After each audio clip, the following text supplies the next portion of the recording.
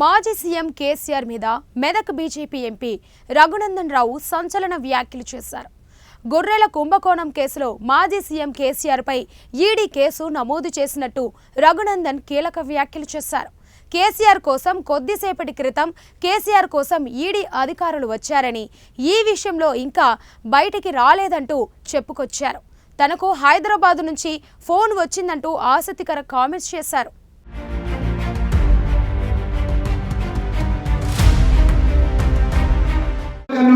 దయచేసి అని మర్చిపోదు.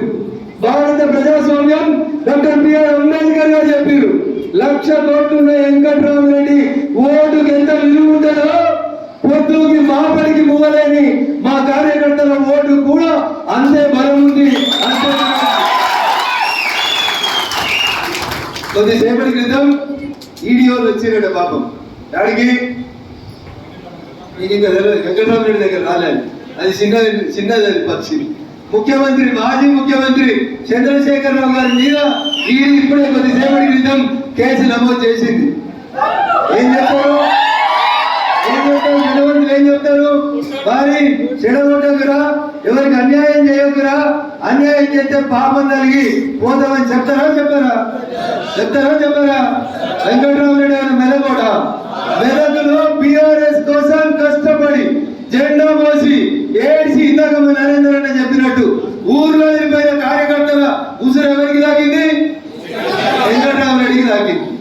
200 కోట్లు కాదు, వాడు 500 కోట్లు ఖర్చు పెట్టినా వాడు ఎన్నికలలో గెలవడు. తెలుస్తాడా? జనం మొదలైంది ఇప్పుడే. అదే సినిమాలో చిరంజీవి చెప్తాడు, ఏం చెప్తాడు?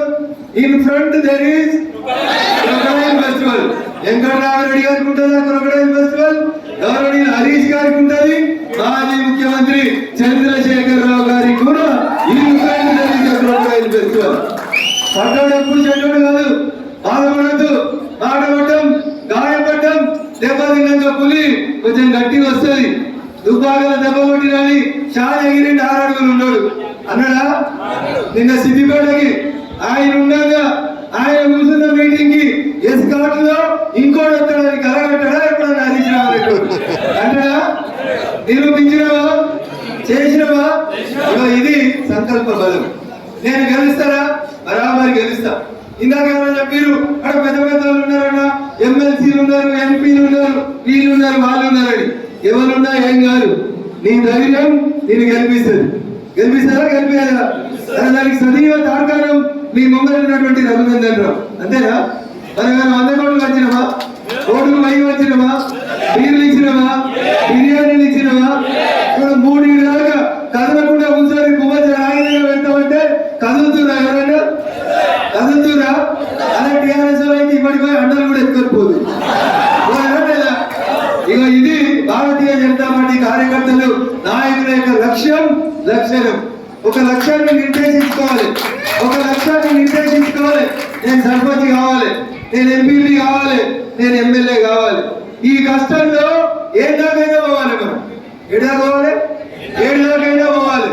శ్రీ ఒక మాట చెప్తాడు, చాలా సమానంగా చెప్తా. నేను పోతే పోని, నేను ఈ యుద్ధంలోకి దిగినాక చాలా మంది పోయిరు.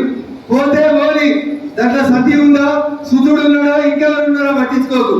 యుద్ధం మొదలు పెట్టిన తర్వాత యుద్ధం గెలిచేదాకా మళ్ళీ ఇంకా తిరిగి చూడద్దు. పోయిన ఎవరిమైనా అనేది దాని గురించి పట్టించుకోవద్దు. పోతే పోని సుతులు వస్తే రాని కష్టాలు నష్టాలు. కానీ లక్ష్యమైంది మెదక్ పార్లమెంట్ గెలవాలే. నరేంద్ర మోడీ గారికి గిఫ్ట్ ఇవ్వాలనుకున్నాం, ఇచ్చినవా లేదా? ఒకరోజు పొద్దున్నే సోదరి తెలంగాణ రాష్ట్ర మాజీ సీఎం బీఆర్ఎస్ అధ్యక్షుడు కేసీఆర్ కు భారీ షాక్ ఎదురైనట్లయింది. ఇటీవల మెదక్ ఎంపీ స్థానం నుంచి పోటీ చేసి గెలిచిన రఘునందన్ రావు తాజాగా సంచలన వ్యాఖ్యలు చేశారు.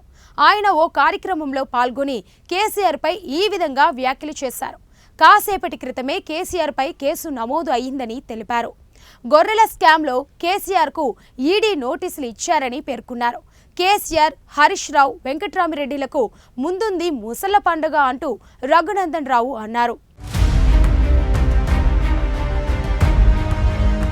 రఘునందన్ రావు ఈ విధంగా వ్యాఖ్యలు చేయడంతో రాష్ట్ర వ్యాప్తంగా సంచలనంగా మారాయి. ప్రస్తుతం రాష్ట్రంలో ఈ అంశంపై భారీగా చర్చ కొనసాగుతుంది. ఈ కేసులో కేసీఆర్ పై కేసు నమోదు అయ్యిందా, అయితే కేసీఆర్ను అరెస్టు చేస్తారా అంటూ చర్చిస్తున్నారు.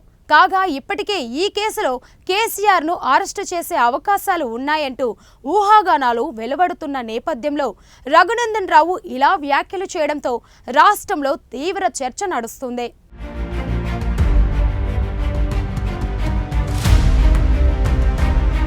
కాగా ఈ పథకానికి సంబంధించి గొర్రెల కొనుగోళ్ల పేరిట దాదాపు 700 కోట్ల రూపాయల వరకు కుంభకోణం జరిగిందన్న ఆరోపణలపై ఏసీబీ ఇప్పటికే విచారణ ప్రారంభించింది.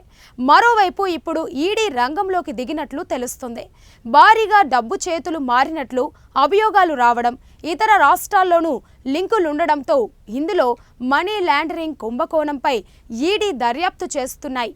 జిల్లాల వారీగా లబ్ధిదారుల పేర్లు, వారి అడ్రస్లు, ఫోన్ నెంబర్లు, బ్యాంకు ఖాతాల వివరాలు తదితర సమాచారం ఇవ్వాలంటూ రాష్ట్ర ప్రభుత్వానికి ఈడీ లేఖ రాసినట్టు సమాచారం. అదేవిధంగా గొర్రెల రవాణా ఏజెన్సీలకు సంబంధించిన సమాచారం, వాటికి జరిగిన చెల్లింపుల వివరాలు, గొర్రెల కోసం కొనుగోలు చేసిన దానా, ఆ దానాను ఏ లబ్ధిదారులకు పంపించారు, ఇందుకోసం ఎవరికి నిధులిచ్చారనే అంశాలకు సంబంధించి సమగ్ర సమాచారం ఇవ్వాలంటూ అందులో పేర్కొంటున్నట్లు తెలుస్తుంది. జరిగినటువంటి అవినీతిపై అంతర్గత నివేదికలకు సంబంధించిన సమాచారం కూడా ఇవ్వాలని కోరినట్లు సమాచారం.